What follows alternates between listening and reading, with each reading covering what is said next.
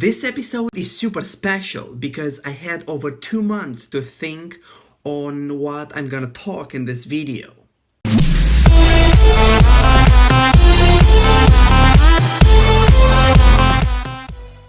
Hello and welcome back. My name is Andrei and this is the episode 11 of Decode Your 20s.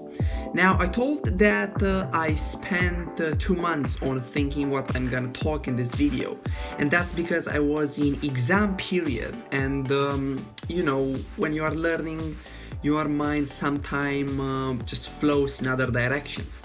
So it's super interesting. I started to realize that there are two types of people if you try to divide them into categories. There would be the ones who played safe and the ones who assume and take risks. And I gave two more fancier definitions to those two parties. And that would be those who play within of a system, meaning that they play within a framework which with clear rules where they can feel safe that if they respect the rules, everything will be fine. And in this case, we have, for example, doctors, lawyers, banking, the corporate world. And on the flip side, we have a type of people which pursues careers where the system of rules is not clearly defined. There is no specific path on how they should get what they want.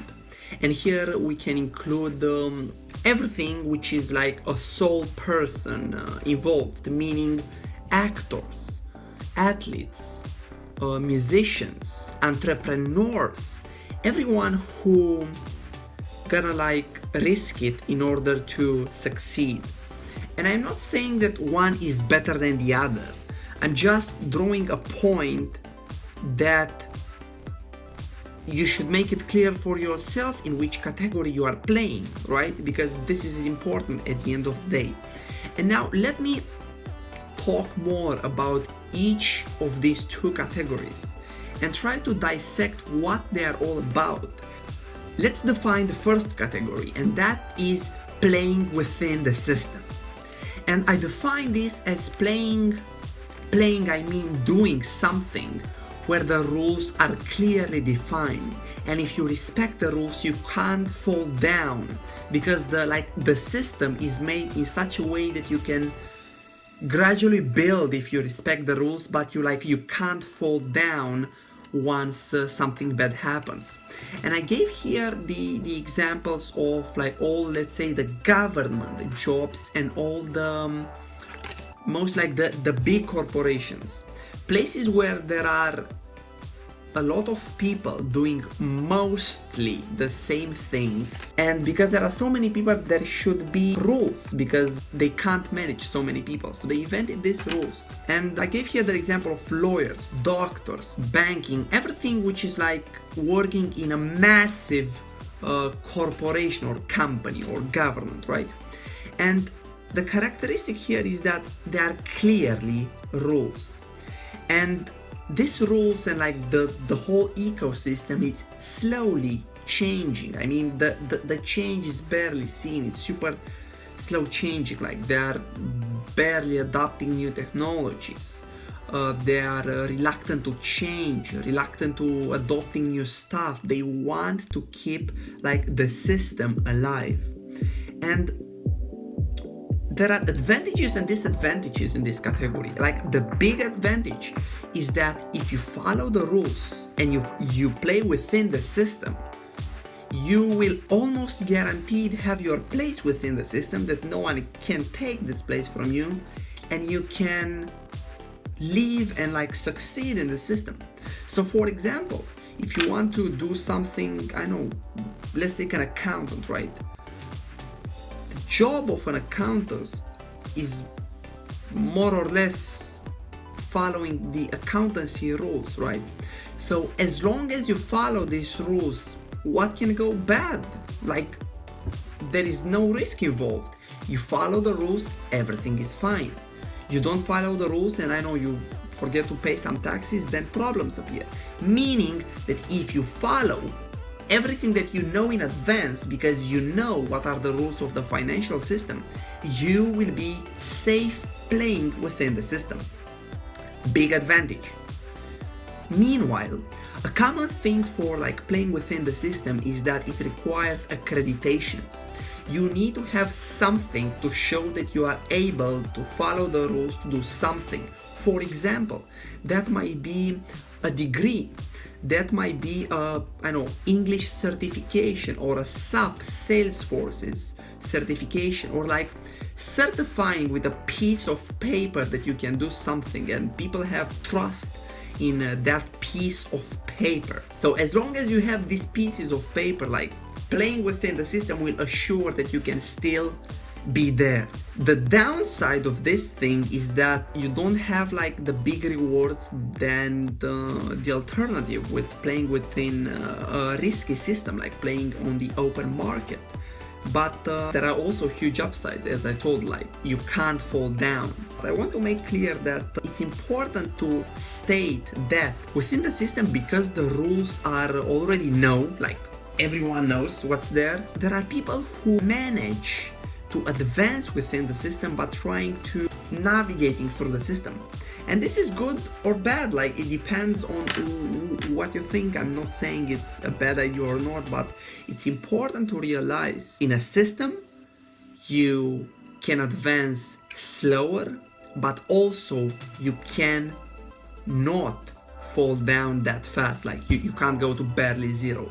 And now let's compare this with the second thing, which is I would call the open battlefield, but in more like common sense terms that would mean the open market, meaning playing on the open marketplace where everyone is fighting for like customers. You're not fighting to work in a company or a corporation or something where there are clear things that you need to do in order to succeed. And I gave some examples here. So clearly all the entrepreneurs are playing in the open battlefield.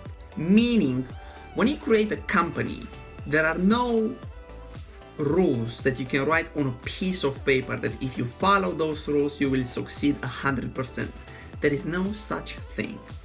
Meanwhile, if you are an athlete, if you are an actor, a musician, an artist, how can you define who is gonna be the next artist in terms of music? How can you predict who is gonna be the best musician in 5 years from now?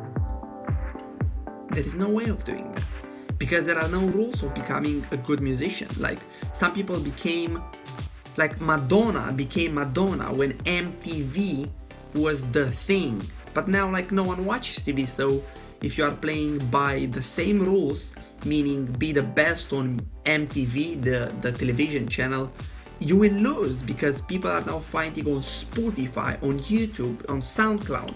They are fighting on different things. Meanwhile, if you remember the example with playing within the system, a job of an accountant today, it's almost the same as an accountant 20 years ago. Like there are just some minor changes, but I think you got the idea.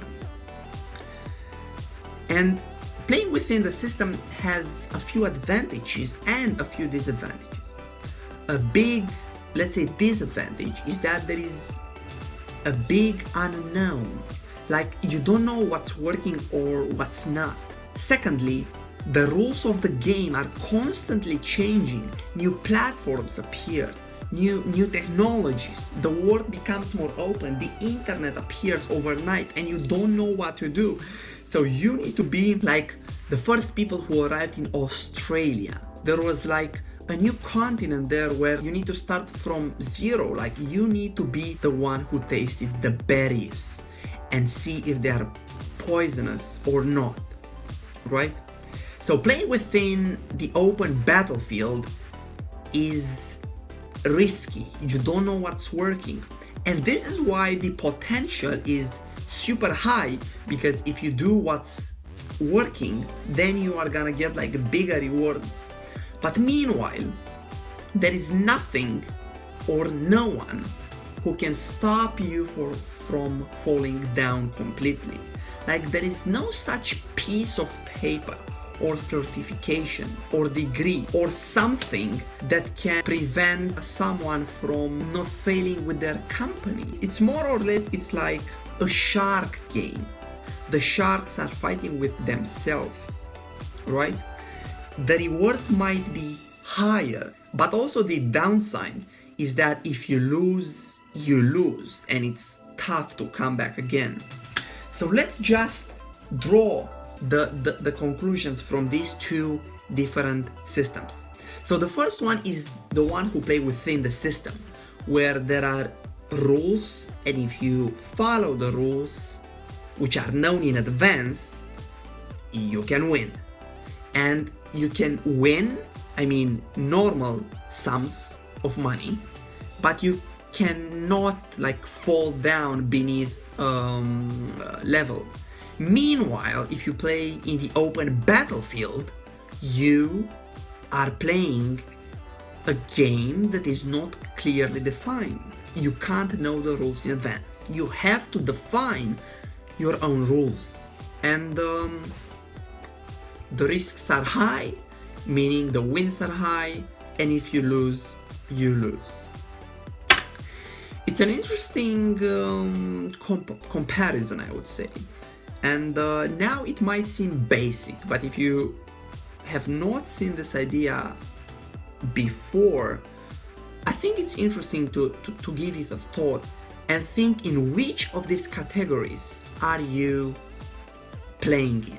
Are you playing in the open battlefield or in the open system? You need to decide what's good for you. You play you. If you think that this video was valuable, I would appreciate if you subscribe for more. Thanks for watching.